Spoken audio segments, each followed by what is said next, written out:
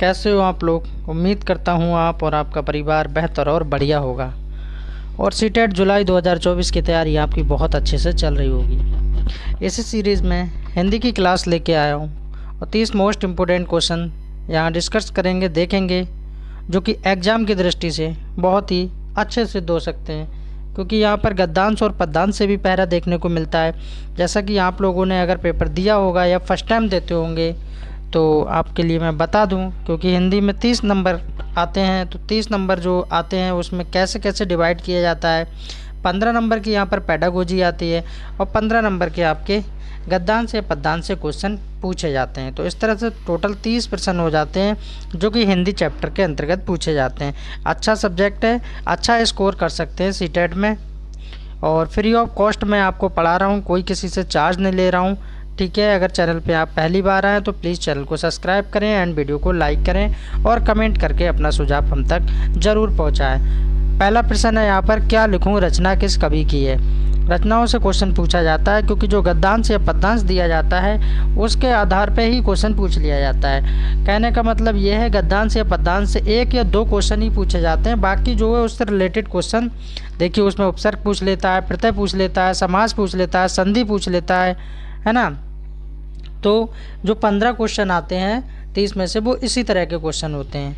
तो क्या लिखूं, रचना किस कवि की है। पद्मलाल, पुन्नालाल बख्शी, रामधारी सिंह दिनकर, महादेव वर्मा और जयशंकर प्रसाद। तो ये रचना किसकी है, पद्मलाल पुन्नालाल बख्शी की रचना है। ये याद रखना है, क्या लिखूं, ये आपको याद रखना है, एग्जाम में पूछा जा चुका है। तो पहले का ये आंसर बिल्कुल करेक्ट हो जाएगा। नेक्स्ट क्वेश्चन देखते हैं, 2 नंबर क्वेश्चन पूछा जा रहा है, रिक्शा किस भाषा का शब्द है। रिक्शा किस भाषा का शब्द है। नेपाली भाषा, जापानी भाषा, अमेरिकी भाषा या पुर्तगाली भाषा। रिक्शा वर्ड आपने सुना होगा और रिक्शा को देखा भी होगा। तो ये जापानी भाषा का शब्द है, आपको बिल्कुल भूलना नहीं है, याद रखना है। तो बी आंसर बिल्कुल करेक्ट हो जाएगा। 3 नंबर क्वेश्चन देखना है, परिवार में कौन सा उपसर्ग है। उपसर्ग और प्रत्यय से मैं हर वीडियो में बताता हूँ और क्वेश्चन एग्जाम में बनता भी है। उपसर्ग क्या होता है, जो शब्द के पहले लगता है वो उपसर्ग है, जो शब्द के पीछे लगता है वो क्या है, प्रत्यय है। इसको हम तोड़ के आराम से बना सकते हैं। तो यहाँ क्या हो जाएगा, परिधन बार हो जाएगा। क्या हो जाएगा, परिवार हो जाएगा। तो परि पहले लग गया तो परि उपसर्ग हो जाएगा, ये आपको याद रखना है। तो परिवार में कौन सा उपसर्ग है, परि।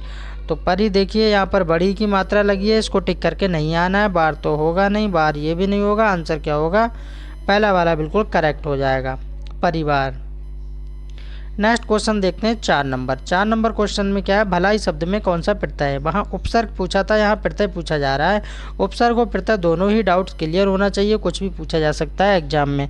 तो भलाई में आप देखिए, शब्द के बाद में हम जब यहाँ लिखेंगे भलाई, क्या लिखेंगे, भलाई। अब भलाई पे आप गौर कीजिए, ला पे आ का डंडा लगा है और मात्रा छोटी है बड़ी है, तो यहाँ पर बड़ी है। तो ये आ का डंडा किस में बदल जाएगा, तो यहाँ पर क्या हो जाएगा, ये आई हो जाएगा। क्या हो जाएगा, आई हो जाएगा। लास्ट में क्या बचेगा, भलाई में आई प्रत्यय हो जाएगा। और आई किस में है, ये नहीं होगा, ये भी नहीं होगा, ये भी नहीं होगा। 4 का ये बिल्कुल करेक्ट आंसर हो जाएगा, भलाई में आई प्रत्यय है। 5 नंबर क्वेश्चन देखेंगे, विद्यालय का सही संधि विच्छेद क्या होगा। संधि विच्छेद से भी क्वेश्चन बनते हैं, संधि के बारे में पूछा जाता है। तो विद्यालय का सही संधि विच्छेद क्या हो गया, विद्या धन आलय होगा या विद्य धन अलय होगा। ये गलत है, ये भी गलत है, इनमें से कोई नहीं। तो 5 का क्या हो जाएगा, राइट आंसर विद्यालय, विद्या धन आलय, विद्यालय। तो 5 का क्या हो जाएगा, ए हो जाएगा। प्लीज़ सभी भाई बहनों से रिक्वेस्ट है, वीडियो को लाइक करें एंड चैनल को सब्सक्राइब करें। 6 नंबर क्वेश्चन देखेंगे, लंबोदर में कौन सा समास है। लंबोदर को तोड़ कर देख लीजिए। लंबोदर का मतलब क्या होता है, लंबा है जिसका उदर, अर्थात किसी तीसरे पक्ष की बात कर रहा है। तो किसकी बात हो रही है, बहुब्रीहि समास की बात हो रही है। लंबोदर यानी लंबा है जिसका उदर, अर्थात गणेश जी की बात हो रही है। तो गणेश जी के लिए क्या चला जाएगा, यहाँ पर बहुब्रीहि समास चला जाएगा। 6 का भी आंसर बिल्कुल राइट हो जाएगा। 7 नंबर क्वेश्चन देखेंगे और 7 नंबर क्वेश्चन का ये मैंने जो यहाँ पर लिया है, तो इसमें क्या है, यहाँ पर काव्यांश दिया है जिसको पढ़ के उससे रिलेटेड जो भी क्वेश्चन होंगे वो हल करेंगे। निर्देश है, निम्नलिखित काव्यांश को पढ़कर नीचे दिए गए प्रश्नों के उचित उत्तर वाले विकल्प को चुनकर लिखिए। अब यहाँ से गद्यांश चालू हो जाता है। गरजते घन घनन घन घन नाचता है मोर सा मन, ऐसी पड़ी झरझर झड़ी, भीगा बदन बेशुद्ध है मन। आज वर्षा अजब आई, बह रही है मस्त पुरवाई, नदी है द्वार तक आई, मेघों से लिपट कर सो गया सूरज, ले रहे हैं खेत अंगड़ाई। आज वर्षा गजब आई, गरजते घन घनन घन में कौन सा अलंकार है? तो यहाँ पर देखिए, तो 8 नंबर यहाँ पर क्वेश्चन बन जाता है। 8 नंबर क्वेश्चन उन्होंने क्या बनाया है? बेसुध है मन कहकर कवि बताना चाहता है कि मन क्या है, किस बारे में कवि बताना चाहता है? कि गाने लगता है, झूमने लगता है, या पानी से भीग जाता है, या मस्त हो जाता है। तो कैसा हो जाता है? बेसुध है मन, तो क्या हो जाता है? मस्त हो जाता है, यानी बढ़िया हो जाता है, यानी कि ठीक हो जाता है। 9 नंबर क्वेश्चन देखेंगे, किस रस को रसराज कहा जाता है? कम से कम 1 से 2000 बार इस क्वेश्चन को पूछा गया है हाल एग्जाम में, बहुत बार पूछा जाता है इस क्वेश्चन को। तो किस रस को रसराज कहा जाता है? तो श्रृंगार रस को रसराज कहा जाता है, ये आपको याद रखना है। 9 का ए बिल्कुल राइट हो जाएगा। 10 नंबर क्वेश्चन देखेंगे, दोहा में कितनी मात्राएं होती हैं? अब दोहा में चरण कितने होते हैं? 4 चरणों। ये कैसा है? ये अर्ध सम्मात्रिक छंद है ना? क्या दोहा कैसा है? अर्ध सम्मात्रिक छंद है ना? तो दोहा में कितनी मात्राएं होती हैं? तो दोहा में कितनी मात्राएं होती हैं? पहले और तीसरे पद में कितनी मात्राएं होती हैं? 13 मात्राएं होती हैं, और दूसरे और चौथे में 11 मात्राएं होती हैं। तो दोहा में कितनी मात्राएं होती हैं? तो 24 मात्राओं को याद रखना है। 10 का राइट आंसर क्या हो जाएगा? ए हो जाएगा। 11 नंबर क्वेश्चन देखेंगे, जो अच्छे कुल में पैदा हुआ हो उसके लिए एक शब्द लिखो। जो अच्छे कुल में, कुल मतलब परिवार में, जो अच्छे परिवार में पैदा हो उसके लिए एक शब्द लिखो। कुलीन, धनी, समृद्ध, कृपण। तो किसको कहा जाता है? तो आंसर इसका उसी में छुपा है, कुलीन। कुलीन किसको बोलते हैं? जो अच्छे कुल में पैदा हो उसको क्या बोलते हैं? कुलीन बोलते हैं। तो कुलीन को बिल्कुल याद रखना है। 12 नंबर क्वेश्चन देखेंगे, ऊष्म महाप्राण वर्ण है। ऊष्म महाप्राण वर्ण कौन से होते हैं, है ना? तो 12 का राइट आंसर क्या हो जाएगा? श हो जाएगा, यानी कि छोटा सा और बड़ा सा, पिटपिटा सा और हा, ये ऊष्म व्यंजन की कंडीशन में आते हैं। 4 होते हैं, तो इनमें से कौन सा दिया हुआ है? ये वाला दिया हुआ है, तो आंसर यही हो जाएगा। 13 नंबर क्वेश्चन देखेंगे, स्थावर का विलोम शब्द क्या होगा? ये क्वेश्चन भी काफ़ी बड़े लेवल और छोटे लेवल दोनों में ही पूछा गया है। स्थावर का विलोम शब्द क्या होता है? तो स्थावर का जंगम होता है। जंगम को याद रखना है, जंगम। नेक्स्ट क्वेश्चन 14 नंबर देखते हैं, रघुपति शब्द किस समास का उदाहरण है? रघुपति, रघुपति राघव राजा राम, पतित पावन सीताराम। तो रघुपति शब्द किस समास का उदाहरण है? दिग्गु समास, द्वंद्व समास, बहुब्री समास या कर्मधारय समास। तो 14 का राइट आंसर क्या हो जाएगा? बहुब्री समास हो जाएगा, क्योंकि रघुपति किसको कहा जाता है? तो रघुपति किसको कहा जाता है? राम जी के लिए कहा जाता है। बहुब्री समास इसका करेक्ट आंसर हो जाएगा। अधि उपसर्ग से बना शब्द कौन सा नहीं है? 3 यहाँ पर बने हुए हैं और 1 बना हुआ नहीं है, और उसी को पहचानना है, क्योंकि नहीं में आंसर पूछा जा रहा है। अधि उपसर्ग से बना शब्द कौन सा नहीं है? अध्यापन, अध्यावसाय, अधीर, अध्यादेश। अधीर नहीं हो सकता, है ना, और नहीं पूछा जा रहा है। तो 15 का राइट आंसर क्या हो जाएगा? सी। बाकी अध्यापन और ये तीनों बने हुए हैं। 16 नंबर क्वेश्चन देखेंगे, ऋणामुक्त समस्त पद का विग्रह कीजिए। तो ऋणामुक्त, तो ऋण, धन मुक्त, ऋण की मुक्ति, ऋण और मुक्त, ऋण से मुक्त। तो 16 का राइट आंसर क्या हो जाएगा? ऋण से मुक्त। इसका मतलब क्या हुआ? दूसरी भाषा में समझेंगे, ऋण से मुक्त यानी कर्ज से मुक्त। ऋण का मतलब क्या होता है? कर्ज। क्या होता है? कर्ज होता है, कर्ज। ठीक है, यानी कर्ज से मुक्त, छुट्टी मिल गई। 17 नंबर क्वेश्चन देखेंगे, अधोलिखित लोकोक्ति का सही अर्थ बताइए। आए थे हरि भजन को और ओटन लगे कपास। हरि मतलब क्या होता है? भगवान। तो धर्म के नाम पर व्यापार करना, पवित्र जगहों को दुरुपयोग करना, बड़ा लक्ष्य निर्धारित करके छोटे कार्यों में लग जाना। यह 17 का डी सही हो जाएगा उपयुक्त सभी, तो 17 का सी सही हो जाएगा। सारे के सारे बिल्कुल ठीक नहीं होंगे। बड़ा लक्ष्य निर्धारित करके छोटे कार्यों में लग जाना, आए थे हरि भजन को और ओटन लगे कपास, ये समझ लीजिए। जैसे कि फॉर एग्जाम्पल समझ लीजिए, घर से गए बेटा, माँ बाप ने पैसा दे दिया कि जाओ बेटा यूपीएससी की तैयारी करो, इलाहाबाद चले जाओ या वहाँ चले जाओ, ठीक है। अब बेटा क्या कर रहा है, वहाँ पर कुछ कर ही नहीं रहा है ना, पढ़ाई नहीं कर रहा है, तो क्या हुआ, लक्ष्य तो बड़ा था माइंड में लेकिन कर कुछ नहीं पाए। तो बड़ा लक्ष्य निर्धारित करके छोटे कार्यों में लग जाना, यही है आए थे हरि भजन को लोटन लगे कपास।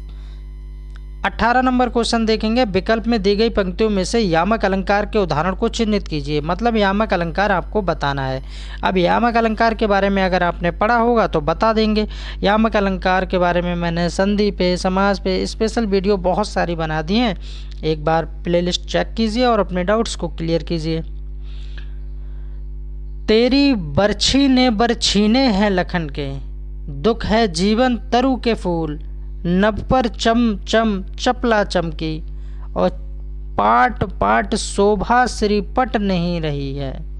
18 का राइट आंसर क्या हो जाएगा, तेरी वर्छी ने वर्छीने हैं खनन के, पहला वाला बिल्कुल ठीक हो जाएगा। यामक अलंकार की बात हो रही, तेरी वर्छी ने वर्छीने हैं खनन के। 19 नंबर क्वेश्चन देखेंगे, मुद्रा शब्द का अर्थ समूह चुनिए। मुद्रा, मुद्रा का मतलब क्या होता है, मोहर, छाप, सिक्का, अंगूठी। चेहरे या भाव, देखिए ये नहीं होगा, चेहरे या भाव से कोई मतलब नहीं। नाम लिखना, मुद्रा का मतलब ये भी नहीं है, ये भी नहीं, तो पहला वाला बिल्कुल सही हो जाए। मोहर, छाप, सिक्का या अंगूठी मुद्रा का मतलब होता है। 20 नंबर क्वेश्चन देखेंगे, अथवा व्याकरण की दृष्टि से क्या है। ये हिंदी टीजीटी में क्वेश्चन पूछा गया है। ये देखिए क्वेश्चन बड़े लेवल पे ही पूछा जाता है, क्वेश्चन कितना छोटा है लेकिन बड़ा क्वेश्चन है।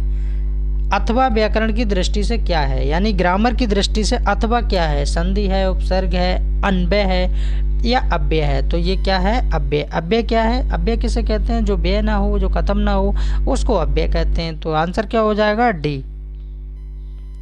21 नंबर क्वेश्चन देखेंगे, आगरा शब्द का बहुवचन क्या होगा। आगरा शब्द का बहुवचन क्या होगा, आगरा। आगरा का बहुवचन क्या होगा, आगरे, आगरो, आगरे, या बहुवचन नहीं होगा। तो 21 का राइट आंसर क्या हो जाएगा, आगरा का कोई बहुवचन नहीं होगा, जो कहते ही रहेगा, बहुवचन इसका नहीं होगा। डी बिल्कुल करेक्ट आंसर हो जाएगा। 22 नंबर क्वेश्चन देखेंगे, जहां उपमेय और उपमान में भेद रहित आरोप किया जाता है वहाँ कौन सा अलंकार होता है, उपमा, अनुप्रयास, रूपक या यामक। तो कौन सा अलंकार होता है, रूपक की बात होती है। जहाँ उपमेय और उपमान में भेद रहित आरोप होता है तो रूपक अलंकार यहाँ पर हो जाता है। रूपक को बिल्कुल याद रखना है। 23 नंबर क्वेश्चन देखेंगे, 23 निम्न में से जो क्रिया की विशेषता प्रकट करता है उसे क्या कहते हैं। क्रिया की विशेषता को प्रकट करने वाले को क्रिया विशेषण कहते हैं।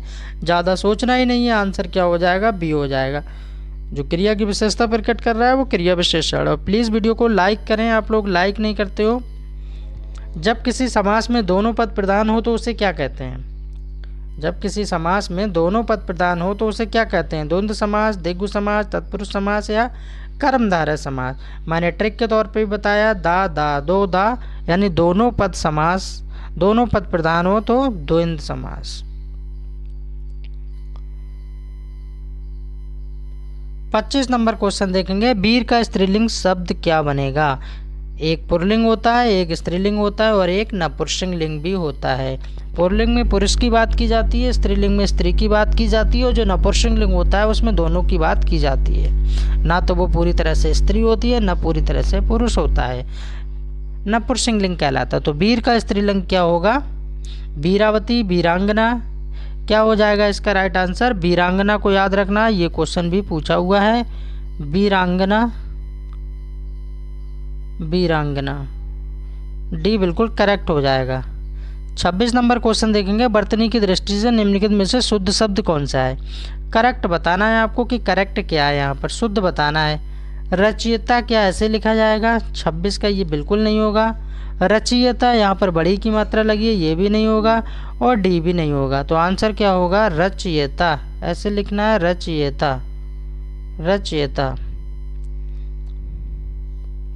27 नंबर क्वेश्चन देखेंगे। आग का तत्सम शब्द है, आग का तत्सम शब्द है आग, आगी, अग्नि या अग्नि। तो 27 का राइट आंसर क्या हो जाएगा? अग्नि को याद रखना है, अग्नि। और अग्नि कैसे लिखा जाएगा? ऐसे करके लिखा जाएगा, अग्नि। सी बिल्कुल करेक्ट हो जाएगा। 28 नंबर क्वेश्चन देखते हैं। निम्नलिखित में से कौन सा प्रकंपित वर्ण है? तो 28 का राइट आंसर क्या हो जाएगा? रा। रा कैसा है? प्रकंपित वर्ण है, रा। सेकंड लास्ट क्वेश्चन देखेंगे इस वीडियो का। सावधानी शब्द में कौन सा प्रत्यय है? प्रत्यय के बारे में मैंने बताया था, उपसर्ग के बारे में मैंने बताया था। प्रत्यय शब्द के पीछे लगते हैं, सावधानी। अब बोल के देख लीजिए इसमें क्या आ रहा है? सावधानी। अब ये मत समझ लीजिए सावधानी, तो यहाँ पर क्या आ जाएगा? तुम सोचोगे आनी, आनी भी सही हो जाएगा। तो आनी सही नहीं होगा, सावधानी। तो यहाँ पर क्या हो जाएगा? 29 का राइट आंसर क्या हो जाएगा? ई हो जाएगा। और लास्ट क्वेश्चन देखते हैं 30 नंबर। रामधारी सिंह दिनकर की रचना नहीं है। तो रामधारी सिंह दिनकर की इसमें कौन सी रचना नहीं है? उर्वशी रामधारी सिंह दिनकर जी नहीं लिखा है, बिल्कुल ठीक है। रेणुका, रश्मिरथी, कंकाल नहीं लिखा है। कंकाल, झरना, तितली, आंसू, कामायनी, ये सब किसकी रचना है? तो ये जयशंकर प्रसाद की रचनाएं हैं, ये याद रखना है। और नहीं में पूछा जा रहा है, तो आंसर क्या हो जाएगा? डी हो जाएगा। वीडियो कैसी लगी कमेंट के माध्यम से सभी भाई बहन बताएंगे। मिलते हैं नेक्स्ट क्लास में, नेक्स्ट वीडियो में। Thanks for watching. Please subscribe my channel. बिंदास रहिए, मस्त रहिए, खुश रहिए।